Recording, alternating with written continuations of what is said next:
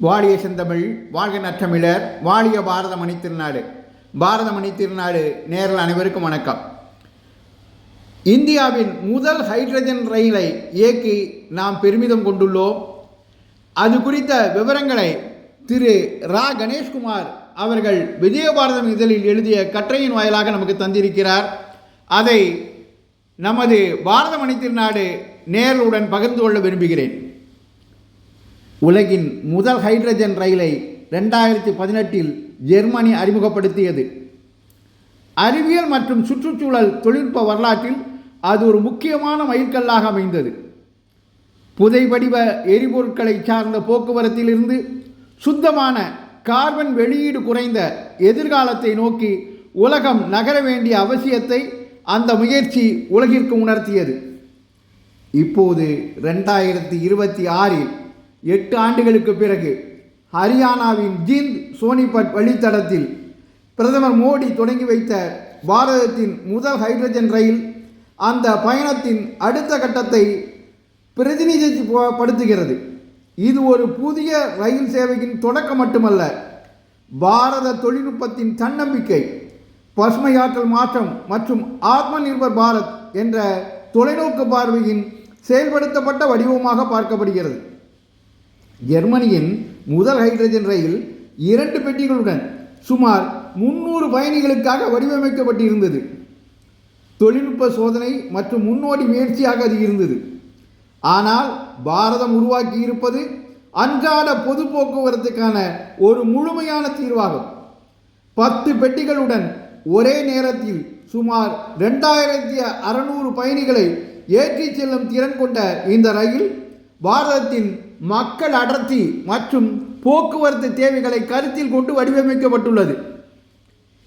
அதிநவீன proton exchange membrane fuel cell PEMFC தொழில்நுட்பம், lithium பேட்டரிகள் மற்றும் சுமார் 2400 கிலோவாட் அதாவது 3200 குதிரை திறன் ஆற்றல் திறனுடன் மணிக்கு 75 முதல் 110 கிலோமீட்டர் வேகத்தில் இயங்கும் வகையில் உருவாக்கப்பட்டிருப்பது பாரத பொறியியல் திறனின் வளர்ச்சியை வெளிப்படுத்துகிறது. இந்த திட்டத்தின் மிகப்பெரிய பலம் அதன் உள்நாட்டு தொழில்நுட்ப அடித்தளமாகும். ரயிலின் வடிவமைப்பை இந்திய ரயில்வேயின் research design and standards organisation RDSO மேற்கொண்டுள்ளது. ஹைட்ரஜன் எரிபொருள் செல் மற்றும் இயக்க அமைப்புகளை பாரத நிறுவனமான மேதா சர்வோ டிரைவ்ஸ் உருவாக்கியுள்ளது. ரயிலின் பெட்டிகள் ஒருங்கிணைந்த சென்னை ரயில் பெட்டி தொழிற்சாலையான ICFல் தயாரிக்கப்பட்டுள்ளன. இதன் மூலம் பாரதம் வெறும் தொழில்நுட்பத்தை வாங்கி பயன்படுத்தும் நாடாக இல்லாமல் அதனை வடிவமைத்து உருவாக்கி செயல்படுத்தும் திறன் பெற்ற நாடாக மாறி வருவதை இந்த திட்டம் எடுத்து காட்டுகிறது. இந்த திட்டத்தின் மற்றொரு குறிப்பிடத்தக்க அம்சம் ஜிந்த் பகுதியில் உருவாக்கப்பட்டுள்ள பசுமை ஹைட்ரஜன் உற்பத்தி மையமாகும். தினசரி ஆயிரக்கணக்கான கிலோ ஹைட்ரஜனை உற்பத்தி செய்யும் திறன் கொண்ட இந்த வசதி ரயில் இயக்கத்திற்கு தேவையான எரிபொருளை உள்நாட்டிலேயே வழங்கும் அடித்தளத்தை உருவாக்குகிறது. இதன் மூலம் ஹைட்ரஜன் உற்பத்தி, சேமிப்பு, விநியோகம் மற்றும் பராமரிப்பு ஆகியவற்றை உள்ளடக்கிய ஒரு முழுமையான பசுமை தொழில்துறை சூழல் உருவாகும் வாய்ப்பும் ஏற்படுகிறது.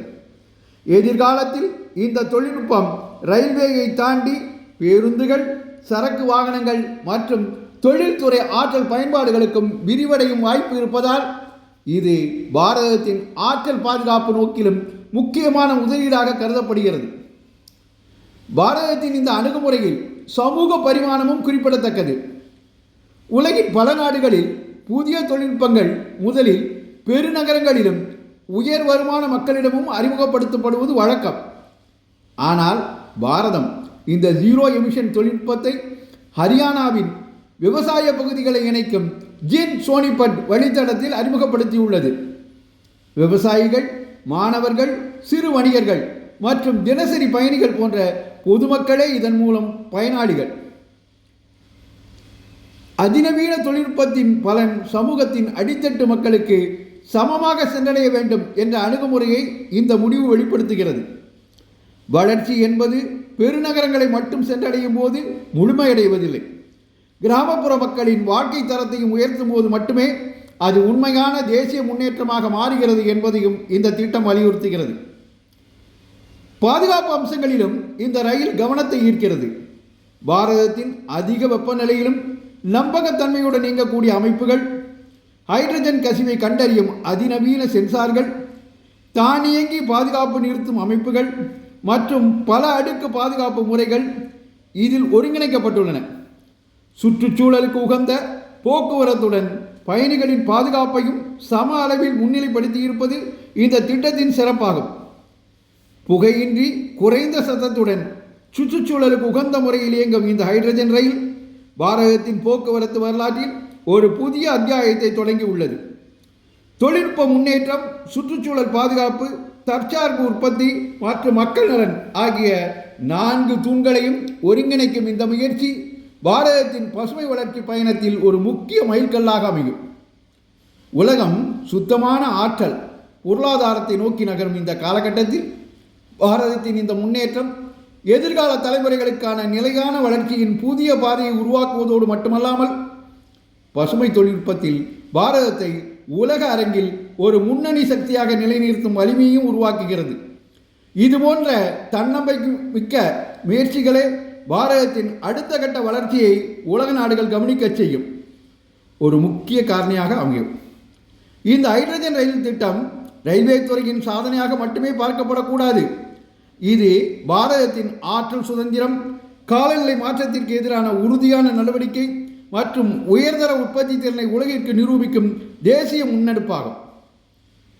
Make in India, Atma Nirbhar Bharat மற்றும் நேஷனல் கிரீன் ஹைட்ரஜன் மிஷன் ஆகிய தொலைநோக்கு திட்டங்கள் ஒரே தளத்தில் இணைந்து செயல்படும் போது பாரதம் தொழில்நுட்பத்தை பயன்படுத்தும் நாடாக மட்டுமல்லாமல் உலகிற்கே புதிய தரநிலைகளை உருவாக்கும் முன்னணி புதுமை மையமாக உருவெடுத்து வருவதை இந்த முயற்சி தெளிவாக எடுத்து காட்டுகிறது. எனவே தொடர்ந்து இதுபோன்ற பல சாதனைகளை பாரதம் புரிந்து உலகில் குருவாக, விஸ்வகுருவாக உயரும் நாள் தொலைவில் இல்லை. இப்படிப்பட்ட பாரதத்தில் பிறந்ததற்காக நாம் பெருமை கொள்வோம். தொடர்ந்து இதுபோன்ற தகவல்களை கேட்டு மகிழ பாரதமணி திருநாடு சேனலை பின்தொடருங்கள் என்று உங்களை அன்போடு கேட்டுக்கொண்டு விடைபெறுகிறேன். நன்றி, வணக்கம், ஜெய்ஹிந்த்.